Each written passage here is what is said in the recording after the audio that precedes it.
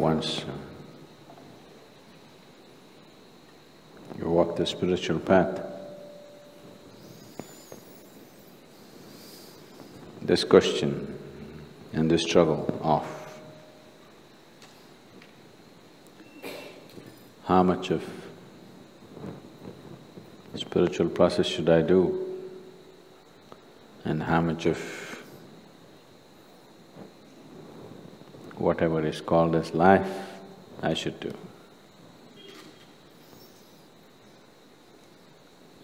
And for most people the struggle is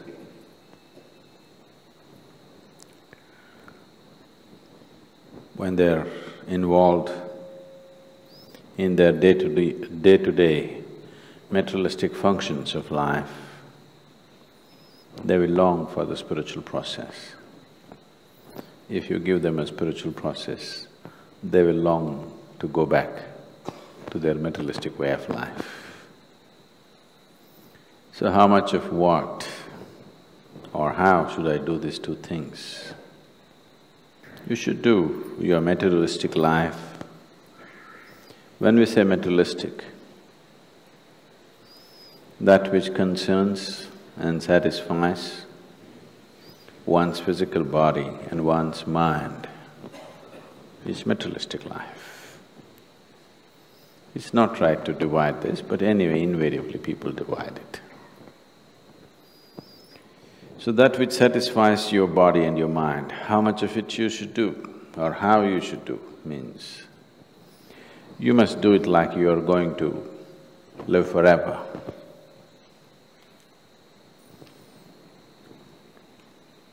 How much or how I should do my spiritual process, you must do it like today is your last day.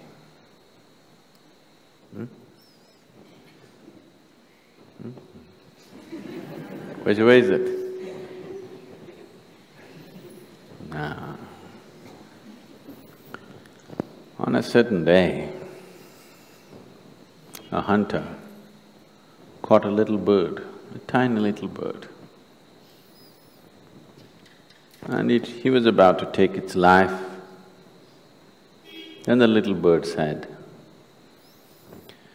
"You have caught and eaten many far bigger animals in your life, but it has not satisfied your hunger.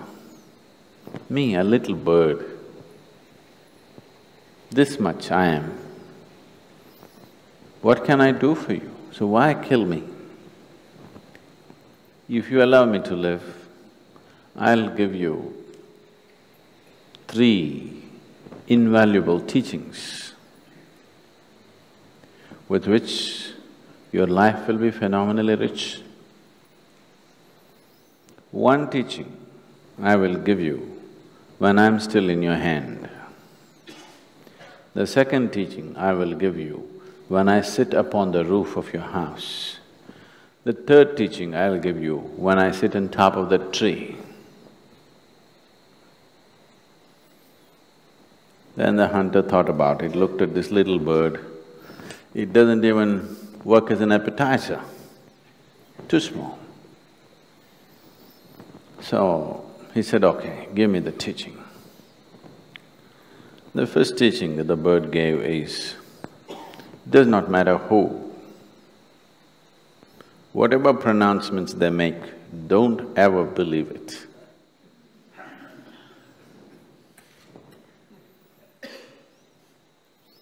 Took off from his hand, went and sat on top of the roof. And then he said, "You fool, you let me go. Do you know who I am? Within my belly, I have a diamond which weighs 5 ounces. Then the man started wailing about his misfortune. "Oh, such a huge diamond, I let it go. What a fool I am." Then the bird said, "You are definitely a fool. I already told you, never believe any pronouncements made by anybody. whoever they may be. See, I weigh just 2 ounces. How can I have a diamond 5 ounces in my belly? You fool! So the second teaching is, never look back and regret at anything that is past.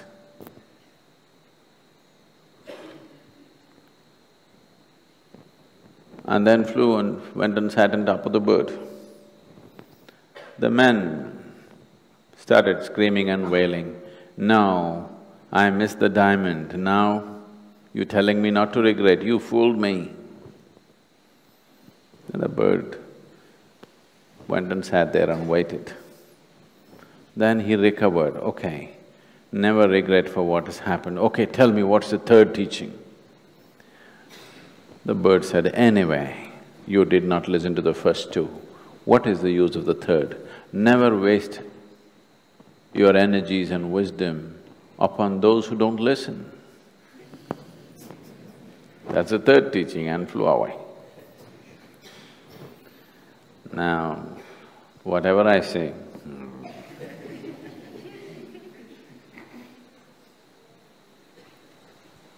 it's not going to work.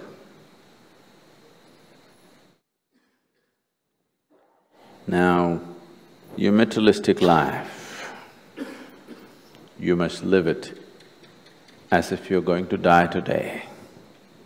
Your spiritual life, you must do it that you are eternal. Not the other way around, don't say this to everything. No, Sadhguru, whatever you say. That's not true. If that is really true, that you have become like this, that there is no value for reason in your life. You have become a devotee and there is no value for reason, then all these teachings no good, don't bother, just… You know, when we were doing the wholeness program, the 90-day program, this is a place where we went about exploring and revealing various aspects of life which they had never thought was possible. As we went by, every time I ask a question and ask yes or no. After some time, some of them at least, their logic was completely defeated. They said, there's no point, Sadhguru, we saying yes, no, no good. We're yes and yes. When I came one day, they had written on a big board, Sadhguru, yes and yes.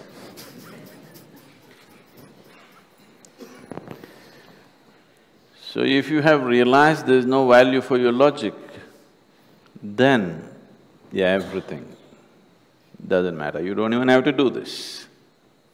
You don't even have to say yes. But when you still live by logic, whatever is said by whoever, you have to put it to the test of your logic.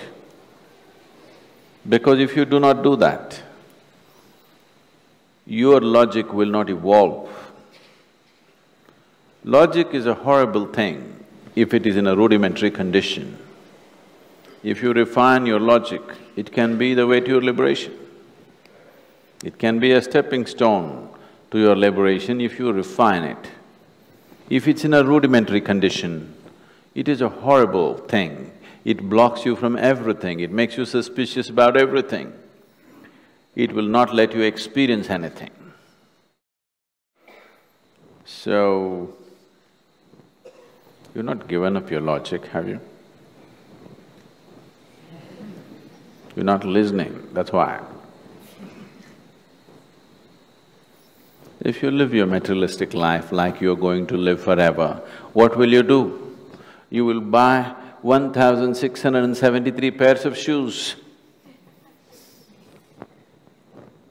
I went to somebody's house in the United States and I was sitting in their house and then I needed to use the bathroom. So I went and opened the door thinking that is the bathroom. I opened, it was a large room, about, let's say, one segment of this hall like this. And it was full of shoes. Hundreds of pairs of shoes. I looked, are they in some kind of shoe business? Then I came out and the lady of the house was trying to guide me to the bathroom. Then I asked, what are all those shoes? She said, oh, no. Not 2 dozens, hundreds of shoes. No. I'm buying shoes for 12 lifetimes I've bought and kept, just in case when I come back. If the shoe price is high in my next life, I've already bought them and kept. So you don't live your materialistic life like you're going to live forever.